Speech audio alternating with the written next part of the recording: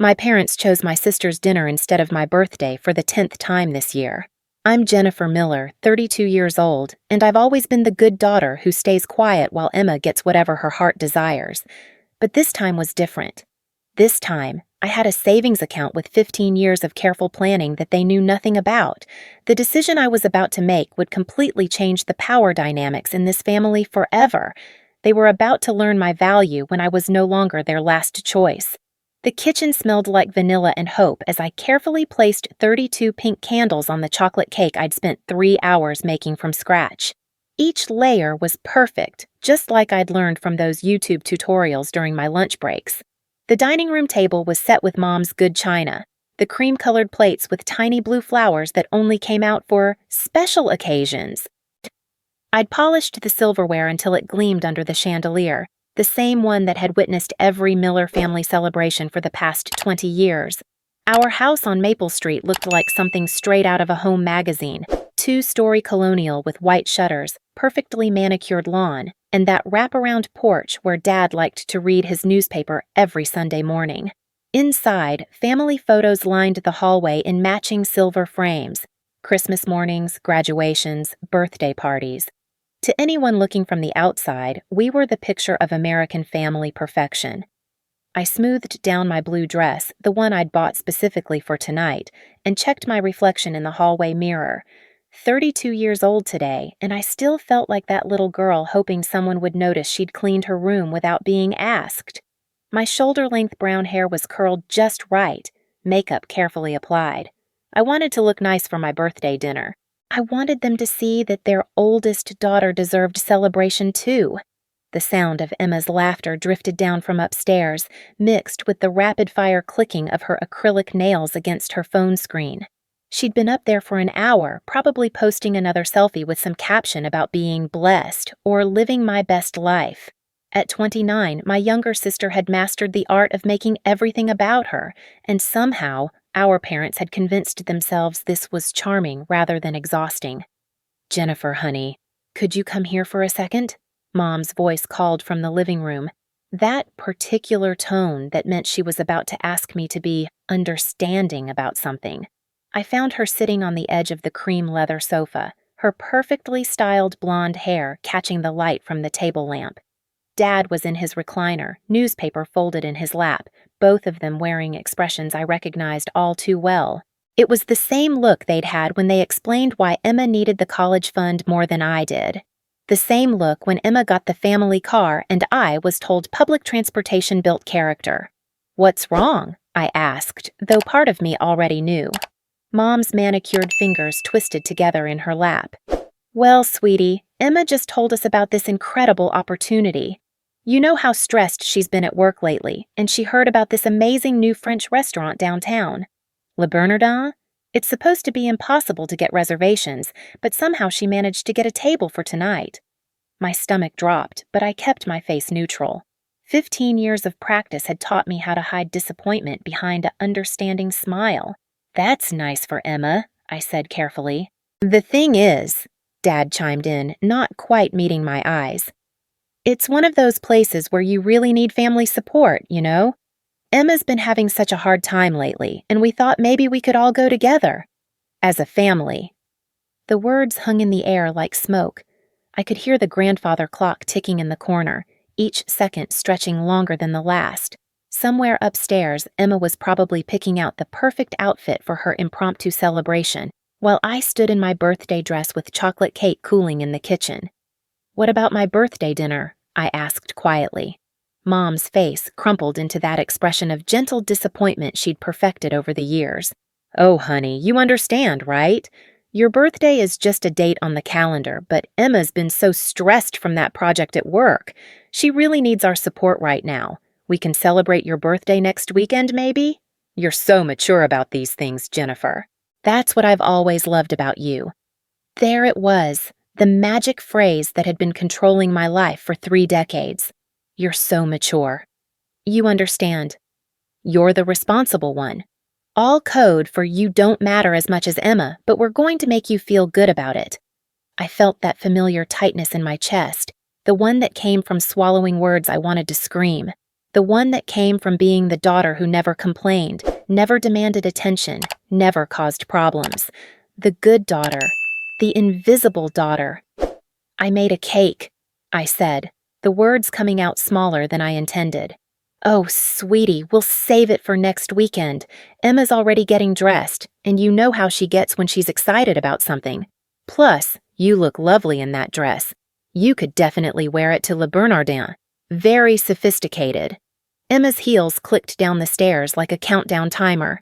She appeared in the doorway wearing a black cocktail dress that probably cost more than my monthly grocery budget, her dark hair swept up in an elegant updo that she'd clearly spent an hour perfecting. "Oh my God, you guys, I'm so excited. I've been dying to try this place since it opened." "Jennifer, you don't mind, do you? I mean, birthdays happen every year, but reservations at Le Bernardin are like finding unicorns." She laughed, that tinkling sound that made everyone around her smile automatically. 3 pairs of eyes looked at me expectantly. Mom with her gentle encouragement, Dad with his uncomfortable hope that I'd just go along with it like I always did, and Emma with her bright assumption that of course I'd be happy to step aside for her once again. "Sure," I heard myself say. "That sounds great." The relief in the room was palpable. Mom clapped her hands together. "Wonderful. We'll leave in about 20 minutes. Emma, you look absolutely stunning. Jennifer, maybe you could just put the cake in the fridge. We'll definitely have it next weekend." As they bustled around getting ready, I walked back into the kitchen and stared at my birthday cake. 32 candles waiting to be lit, wishes waiting to be made. I blew out the match I'd been holding and carefully removed each candle, wrapping them in tissue paper and putting them back in the drawer. The restaurant was everything Emma had promised it would be. Dimly lit, expensive, full of people who looked like they belonged in magazine advertisements. The hostess led us to a table by the window where we could watch the city lights twinkle like distant stars.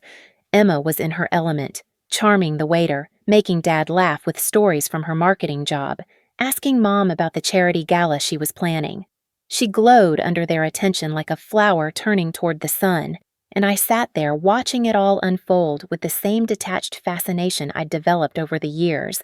"Why, Jennifer's been working so hard lately," Mom said at one point, clearly trying to include me in the conversation. "She just got another promotion at the accounting firm, didn't you, honey?" "That's great," Emma said, not looking up from her phone where she was taking pictures of her salmon. "Hey, could you guys move a little closer together? The lighting here is perfect for family photos." They posed automatically, practiced smiles appearing like clockwork. I watched Emma post the photo in real time. "Best family dinner ever. Just blessed Oscar family. Labernaden, wash love these guys." My phone buzzed with the notification. 43 likes in the first 2 minutes. The ride home was filled with Emma's excited chatter about the food, the atmosphere, how she absolutely had to bring her work friends there sometime. Mom and Dad hung on every word, asking questions, making suggestions, planning future visits. I sat in the back seat, looking out at the familiar streets of our neighborhood, and did the math in my head. Dinner for 4 at Le Bernardin, approximately $450. My birthday dinner at home with the cake I'd made, approximately $35. But it wasn't really about the money, was it? It was about the fact that Emma's impromptu craving was worth more than my actual birthday. It was about the fact that I'd spent my lunch break buying ingredients, my evening baking and decorating, my heart hoping that maybe this year would be different. When we got home, I found my birthday cake sitting in the refrigerator next to containers of leftover Chinese takeout from 2 nights ago. There was a small white box next to it, Thai food from the restaurant down the street. A Post-it note in Mom's handwriting read, "Happy birthday, sweetie. We got you pad Thai, your favorite. Love you." I stood there in the glow of the refrigerator light, still wearing my blue birthday dress, holding a container of lukewarm noodles. Upstairs, I could hear Emma on the phone with someone, probably describing every detail of her amazing dinner. Mom and Dad were in the living room, discussing what a wonderful time they'd had. And I was standing alone in the kitchen with takeout pad Thai and a birthday cake that would probably sit in the fridge until it went stale. Something shifted in that moment. Not the explosive kind of realization you see in movies, but something quieter and more permanent. like a door closing softly but definitively. I walked upstairs to my childhood bedroom, the one I'd moved back into after college to help with household expenses, and sat down at my desk. My laptop was still open to the spreadsheet I'd been working on. Not for my job, but for me. 15 years of careful saving, living below my means, putting money away every month while my parents praised me for being so responsible with money, and not needing expensive things like Emma. The number at the bottom of the spreadsheet stared back at me. $847,293.82. 15 years of birthday money, Christmas money, salary increases I'd never told them about, bonuses I'd saved instead of spent. 15 years of living quietly, invisibly, while building something they knew nothing about. I'd always told myself I was saving for something special. A house maybe, or early retirement, or just security. But sitting there in my childhood room, still wearing my birthday dress, I realized what I'd really been saving for. I'd been saving for the day I'd finally choose myself first. The next few weeks fell into the familiar pattern that had defined most of my adult life. Emma needed help moving some furniture, so there went my Saturday. Mom needed someone to drive her to her book club meeting, so there went my Tuesday evening. Dad needed help organizing his home office, so there went my Sunday afternoon. Each time, the request came with the same gentle expectation. "You don't mind, do you, Jennifer? You're so good at these things." Emma's back is still bothering her from that yoga class. "Your mother would feel so much better knowing you were driving her." And each time I said yes. Because that's what the good daughter did. The mature daughter, the understanding daughter. But something had changed since my birthday. There was a new awareness creeping in, like waking up slowly from a dream you didn't realize you were having. I started noticing things I'd trained myself to overlook for years, like how Emma never offered to help with family obligations, how she had plans every weekend but somehow never included family time unless it benefited her, how Mom and Dad never asked her to drive anywhere, babysit anything, or sacrifice her time for family needs. I started noticing how conversations stopped when I entered a room, then resumed with forced brightness, how family plans were made without consulting me, then presented as decisions I was expected to support, how my contributions, both financial and emotional, were accepted without question but never acknowledged. The group chat was the final straw. I wasn't supposed to see it. It was an accident, really. Emma had left her phone on the kitchen counter when she came over for Sunday dinner, and when it buzzed with a message, I glanced over automatically. Miller Family Planning, read the group name. 3 participants, Mom, Dad, and Emma. My finger hovered over the screen, knowing I shouldn't look but unable to stop myself. The preview showed the last message. Mom, what about Jennifer? Dad, she'll understand. She always does. Emma, perfect. Book it. Book what? Understand what? I scrolled up through weeks of messages. Plans for family trips I wasn't invited to. Discussions about Emma's needs, Emma's wants, Emma's problems. Decisions about family dinners, holiday arrangements, even my parents' anniversary celebration. All planned without me, all decided around me, like I was a piece of furniture to be worked around rather than a family member to be included. There was even a message thread about my birthday dinner. Emma, ugh, I really want to try Le Bernardin tonight, but it's Jennifer's birthday. Mom, maybe we can make it work. Jennifer's so understanding about these things. Dad, she'll probably prefer a quiet celebration anyway. They'd planned to exclude me from my own birthday before even asking what I wanted. I set the phone down with hands that weren't quite steady and walked upstairs to my room. The spreadsheet was still open on my laptop, that number still glowing like a beacon, 847,393.82. For the first time in 15 years, I opened a new browser tab and searched for something I'd never allowed myself to want. Houses for sale within 100 miles.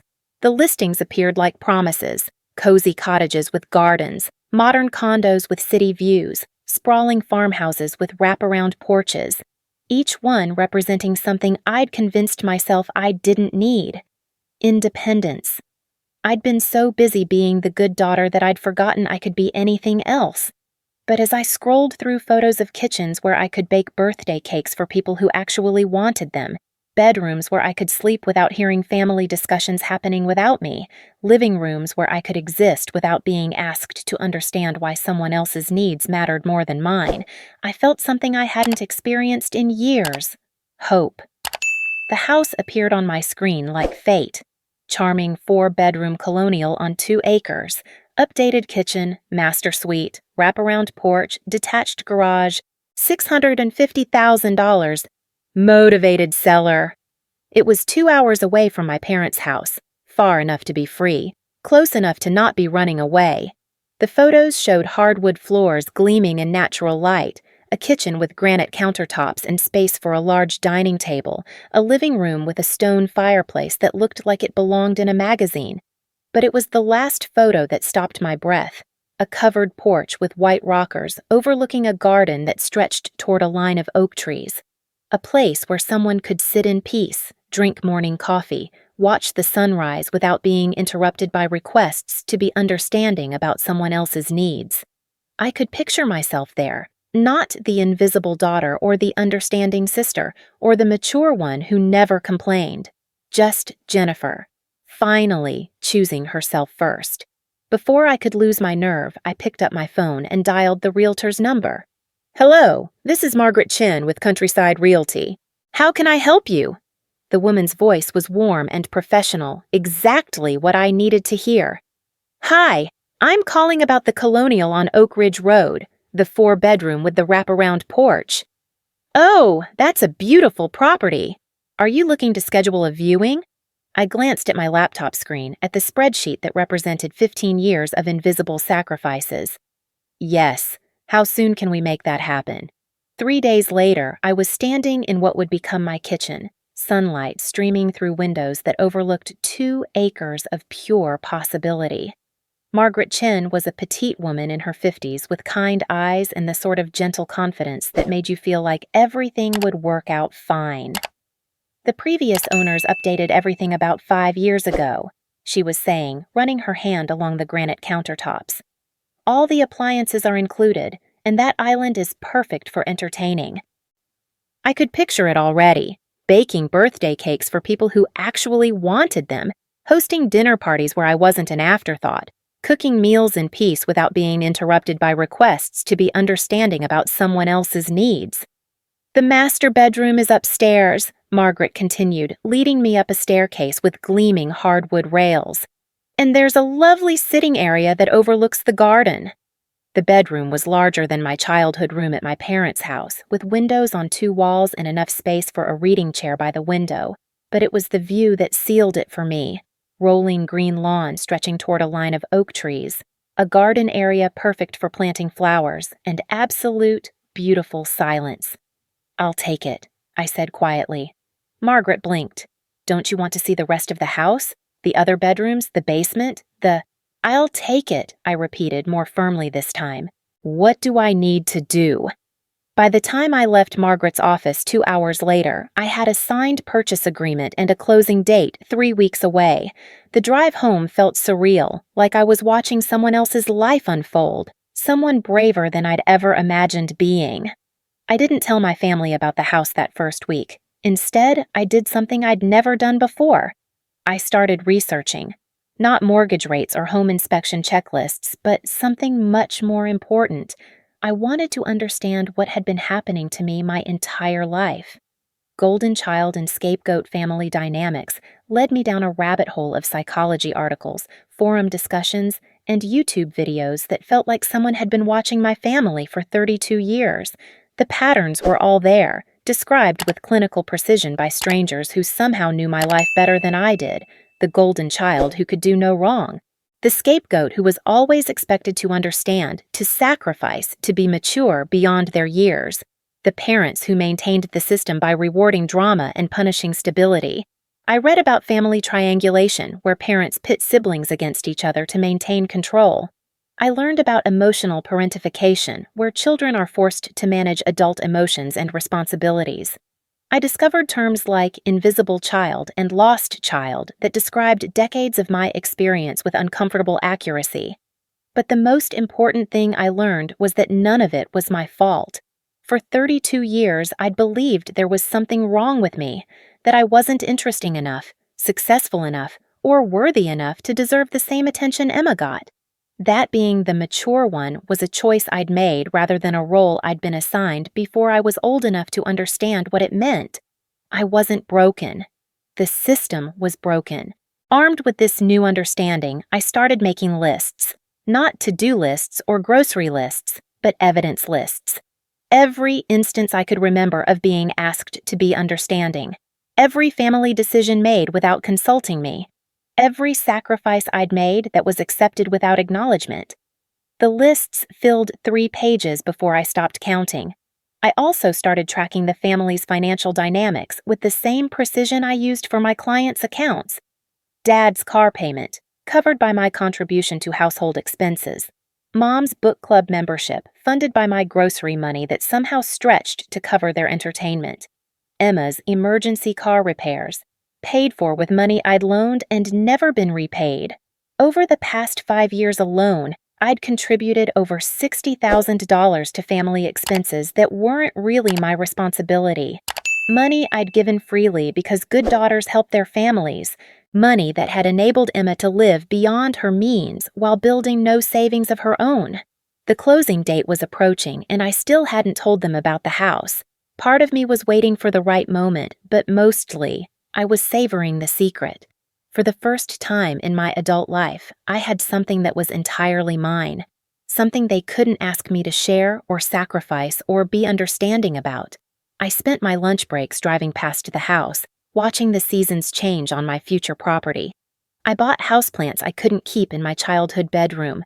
I bookmarked recipes for elaborate dinner parties I'd host in my new kitchen. The real estate photographer sent me the professional photos 2 days before closing, and I made a decision that surprised even me. I was going to share my news, but on my terms. I spent that evening crafting the perfect social media post. The photos were gorgeous. Afternoon light streaming through my future kitchen windows, the wraparound porch with its white rockers, the master bedroom with its view of oak trees, the garden area where I'd plant flowers next spring. The caption took me an hour to write and rewrite. Sometimes the best gifts are the ones you give yourself. After 15 years of saving and dreaming, I'm officially a homeowner. Moving to my beautiful country house next weekend. Grateful for this new chapter and excited to create a space filled with love, laughter, and birthday cakes that actually get eaten. New beginnings. Saker homeowner, saker choosing joy, saker best gift for myself. I scheduled the post to go live Saturday morning at 10 a.m., right after closing. Then I turned off my phone and went to bed, sleeping better than I had in months. Closing day dawned bright and clear. One of those perfect October mornings that felt like a promise. Margaret met me at the title company with a smile and a small potted plant as a housewarming gift. "I brought you something for your new home," she said, handing me a small succulent in a ceramic pot. "They're hardy and beautiful, just like you're going to be in your new space." Signing the papers felt ceremonial, each signature another step away from being the understanding daughter and toward being Jennifer the homeowner. When the title company agent handed me the keys, I actually teared up. "Congratulations," Margaret said, giving me a warm hug. "You're going to be so happy there." I drove straight to the house, let myself in with my own keys, and stood in the empty living room that was now mine. The afternoon light was streaming through the windows exactly like it had in the photos, and the silence was golden. I pulled out my phone and posted the photos. Then I walked out to the wraparound porch, sat in one of the white rockers the previous owners had left behind, and waited. The first notification came at 10:03 a.m., a like from my college roommate Sarah, followed immediately by a comment. "OMG Jennifer, this is amazing! So proud of you!" Then more likes, more comments. Work colleagues, high school friends, cousins I hadn't talked to in years, all celebrating my achievement with enthusiasm that felt both overwhelming and wonderful.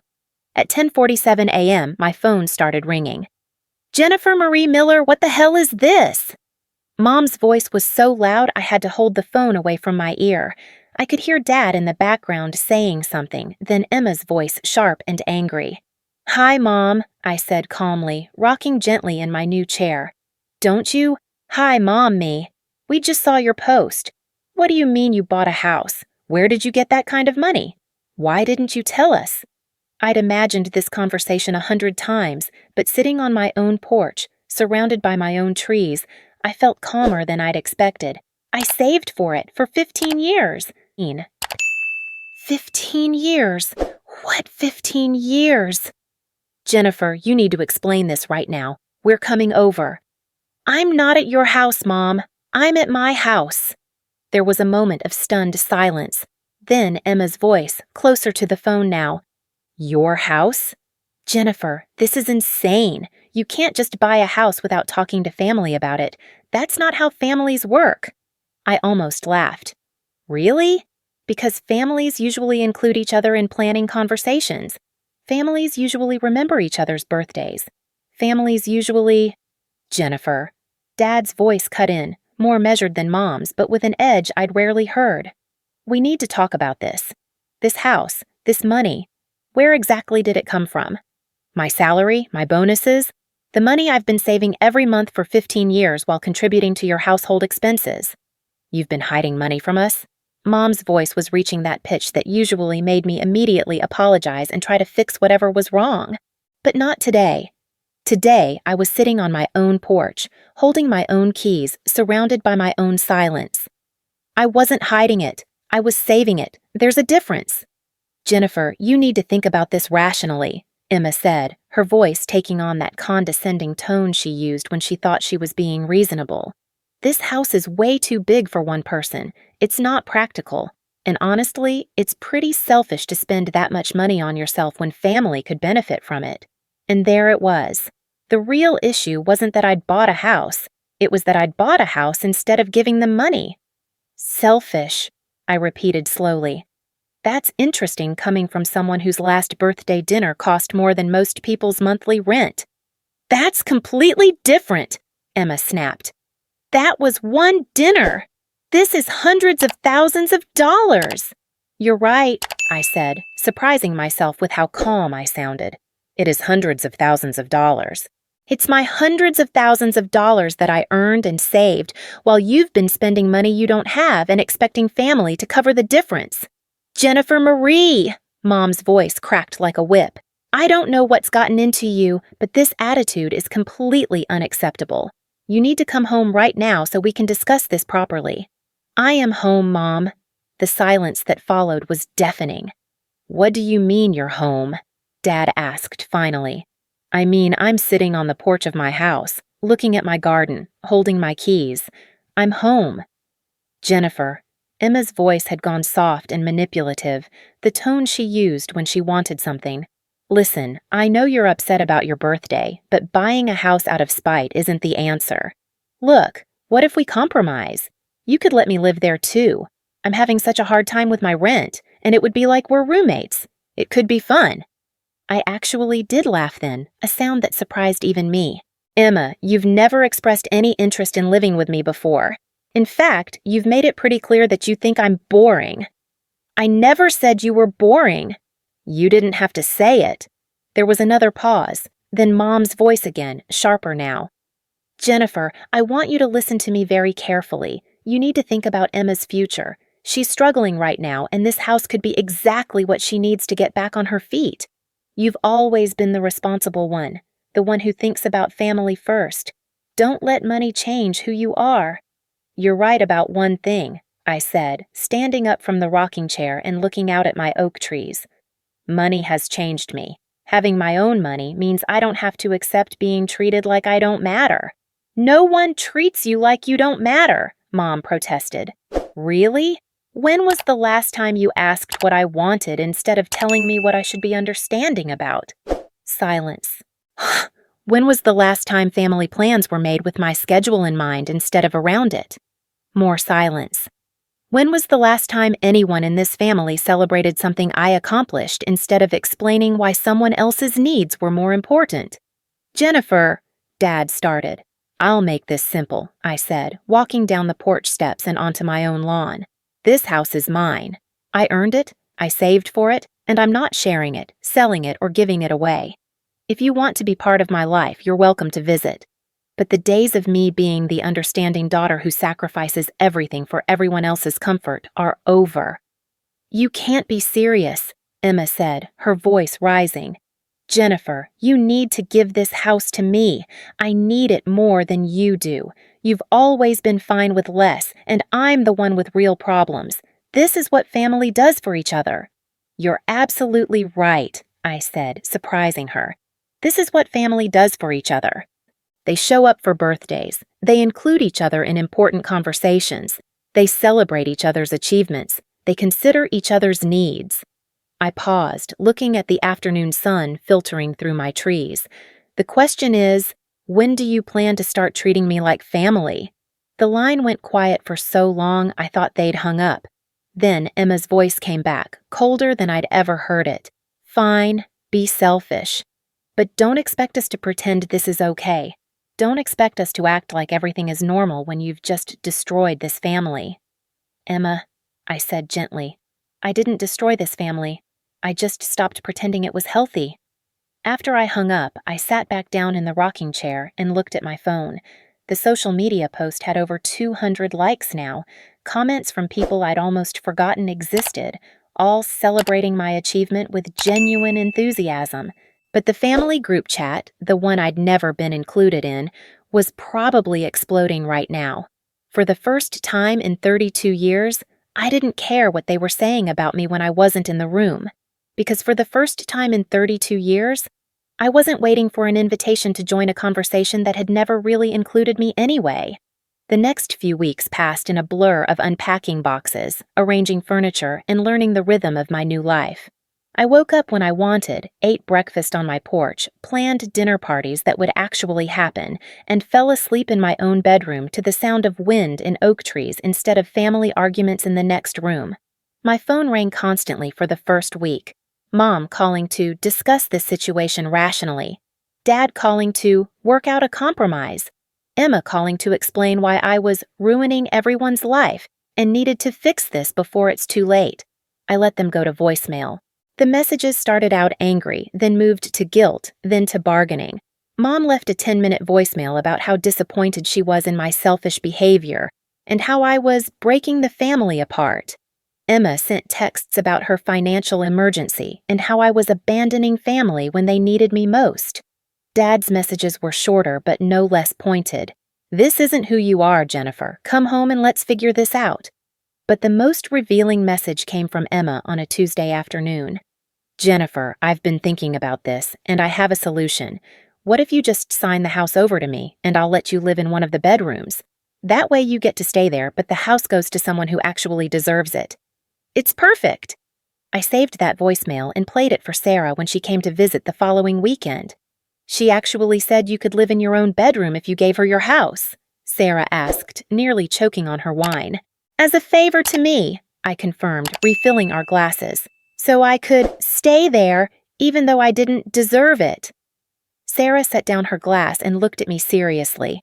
"Jennifer, I need to ask you something, and I want you to really think about your answer." "Okay." "In the past month, since you bought this house, how many times has anyone in your family asked how you're doing? Not about the house, not about what you should do with the house, but just how you're doing." I thought about it. Really thought about it. "Zero," I said finally. "And how many times have they contacted you to tell you what you should do, how you should feel, or what you owe them?" I pulled out my phone and scrolled through the calls and messages. 47 times. Sarah nodded grimly. "That tells you everything you need to know about whether this is about love or control." 3 weeks after I'd posted the photos, my extended family started reaching out. Not to demand explanations or criticize my choices, but to congratulate me and share their own stories. My Aunt Linda called to tell me she'd always noticed the family dynamics and was proud of me for finally putting yourself first. My cousin Mike messaged to say he'd gone no contact with his own parents for similar reasons and offered support if I needed it. Even my grandmother, my father's mother, called to say she'd seen the photos and thought the house looked perfect for an independent young woman. "I always wondered when you'd stop letting them walk all over you," she said in her characteristic blunt way.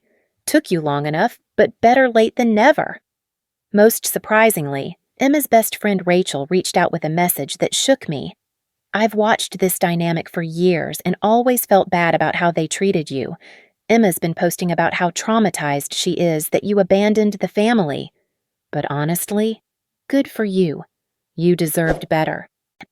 The family responded to my silence by ramping up their efforts. They started showing up at my old workplace, asking my former colleagues if they'd heard from me. They called Sarah's number, which they'd found somehow, demanding she talk sense into me.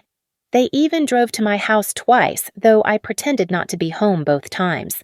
But the most telling incident happened when Emma showed up at my neighborhood coffee shop, a place she'd somehow tracked down through social media, with a real estate agent in tow. "Jennifer!" she called out brightly when she spotted me at a corner table with my laptop. "There you are! I've been looking everywhere for you." She approached with a tall man in an expensive suit who looked deeply uncomfortable with whatever he'd been dragged into. "This is Marcus," Emma said, gesturing to the man. "He's a realtor, and he thinks your house would be perfect for someone in my position." "Marcus, tell her about the market analysis you did." Marcus cleared his throat awkwardly. "Ma'am, I haven't actually seen the property. Your sister just asked me to give you my card in case you were interested in selling." I looked at Emma, who was smiling with the kind of bright intensity that meant she thought she was being clever. "You brought a realtor to ambush me at a coffee shop?" "I prefer to think of it as bringing you options," Emma said. "Marcus specializes in properties like yours, and he thinks you could get top dollar if you list now. Then you could use that money for something more practical, like helping family." I closed my laptop and looked at Marcus. "Did my sister tell you that I just bought this house a month ago? That I specifically saved for 15 years to buy it? That I have no interest in selling it?" Marcus's expression shifted from uncomfortable to mortified. "Ma'am, no, she didn't mention any of that. She said you were looking to explore your options and could use professional guidance about real estate decisions." "I see." I turned to Emma. "And what exactly did you tell him about my situation?" Emma's smile faltered slightly. "Just that you'd made an impulsive purchase and might benefit from professional advice about whether it was really the right choice." "Impulsive?" I repeated. "A 15-year savings plan is impulsive." "Well, you didn't consult anyone else before making such a major decision," Emma said, her voice taking on that edge it got when she wasn't getting her way. "That's pretty much the definition of impulsive." I stood up, put my laptop in my bag, and looked at Marcus. "I'm sorry you were brought here under false pretenses. My house is not for sale, will not be for sale, and I didn't ask for your advice about it." Then I looked at Emma. "And you? Showing up at places I go with strangers to pressure me about my property? That's not family concern. That's harassment." Emma's face flushed red. "How dare you? I'm trying to help you. You're making a huge mistake, and when you realize it, don't come crying to us." "Emma," I said quietly, "I've been making my own decisions for exactly 1 month, and it's been the best month of my adult life. That should tell you something about the quality of advice I've been getting from family." I left them standing there and drove home to my beautiful, quiet house where no one would demand explanations or bring real estate agents to pressure me into making decisions that benefited them instead of me. That evening, I did something I'd never done before. I blocked their numbers. Not out of anger, but out of peace. I was tired of being treated like my choices were up for family vote. Tired of having my decisions questioned by people who'd never bothered to ask what I wanted before making their own plans around me. For the first time in 32 years, my phone was quiet. And in that silence, I finally heard what I'd been missing all along, the sound of my own voice, telling me I deserved better. And I'd finally listened.